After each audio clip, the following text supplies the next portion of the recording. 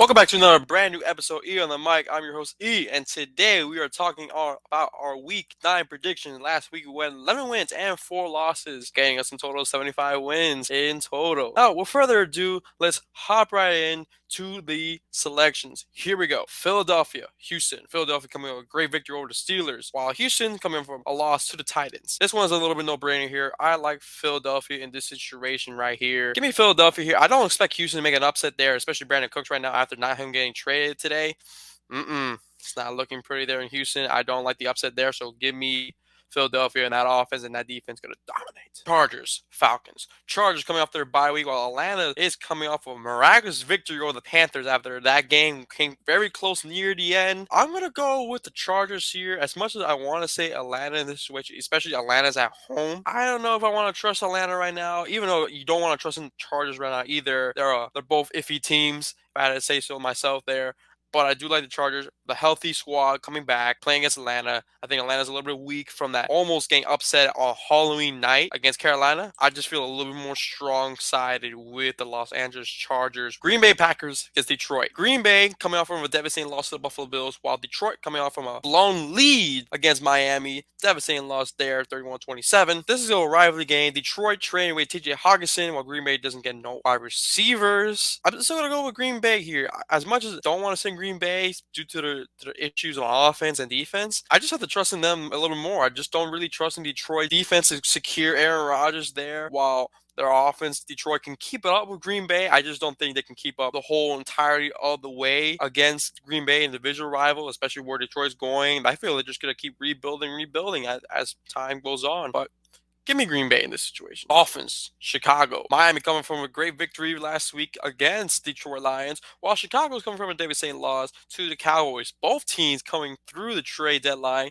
getting Bradley Chubb from Miami, and Jeff Wilson Jr., while does ship off Roquan Smith and Robert Quinn, but they do get Chase Claypool to add to wide receiver positions for Justin Fields to succeed. Now, Chicago's at home. They're on a little hot streak here with points there, especially they've been averaging about 25 points more of a game, while Miami's coming up big here. I think Miami makes it very close. This is going to be a high scoring, kind of like how Miami did against Detroit last week. I think it's going to be a high scoring, especially in Chicago. I feel Miami can go 6-3, while Chicago will fall short against Miami. And this is going to be a true test of to see how Chase Claypool does with a new team. Fresh new weapons for Justin Fields. This shouldn't be too much of a problem right there. But in other news, give me Miami, the Raiders, and Jacksonville. Both teams are sluggish right now. Not really loving both teams now. This is more like a coin flip here because both teams just truly suck, unfortunately. It's just Las Vegas not having a great coach, while Jacksonville is on the deep side of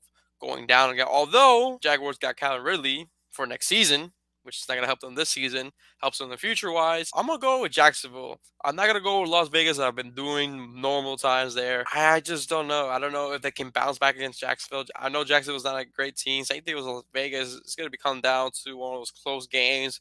Who will win this one? But I'll give the chance to Trevor Lawrence. Colts. Patriots. The Colts coming off of a devastating loss to the Commanders late in the game, while the Patriots coming off of a great victory over the rival Jets. Now, it's going to be in Gillette Stadium. I feel I want to be more confident with the Patriots than the Colts right now, especially they did trade Hines. Jonathan Taylor is not looking the same. That offensive line for the Colts is a little bit shaky. New quarterback there going to Gillette Stadium with Mac Jones looking a lot better last week against the Jets with the weapons of Nelson Aguilar, Kendrick Bourne, Damian Harris, Ramondre Stevenson. I'm gonna go with the Patriots there. Rival game: Buffalo Jets.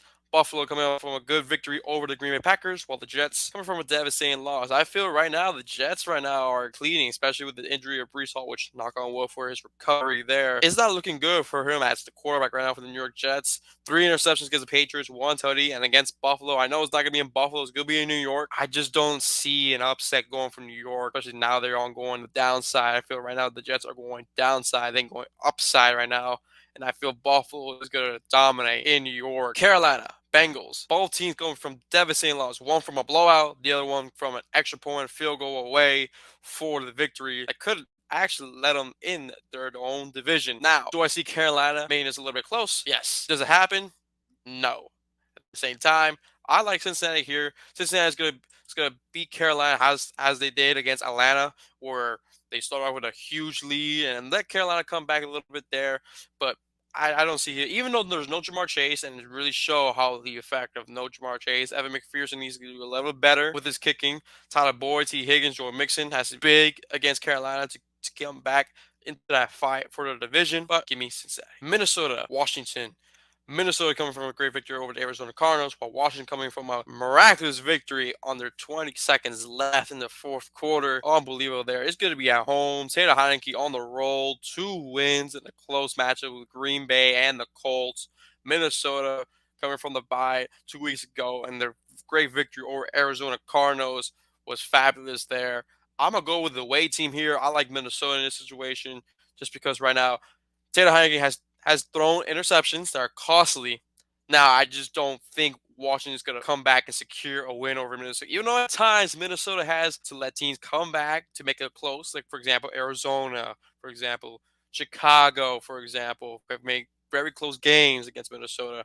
But I like to see Minnesota going 7-1. I say they're going to keep their steam rolling around, and it's going to steamroll Washington as they go below 500. So give me Minnesota. Arizona, Seattle. Arizona coming from a loss against Minnesota, while Seattle's coming a great victory over the Giants, only holding the Giants to 13 points. Seattle's the team to beat in the NFC West right now, because right now Seattle's looking like the better team than the Rams. 49ers possibly not. In this situation right here, even though it's going to be at home for Kyler Murray, D-Hop is back because Seattle did not play against D-Hop.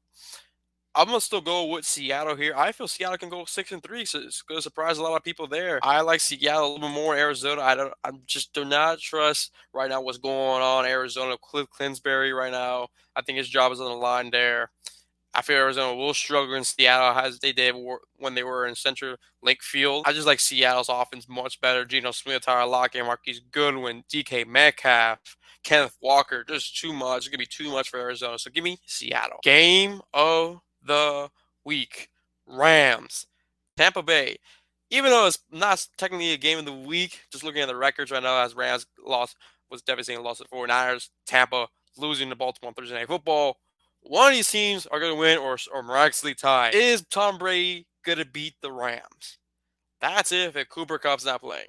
If Cooper Kupp is playing, I am actually going to go with the Rams here. I don't think Tom Brady will get it done, even though it's going to be at home. The Rams have been too much dominant over Tom Brady, and it is shown.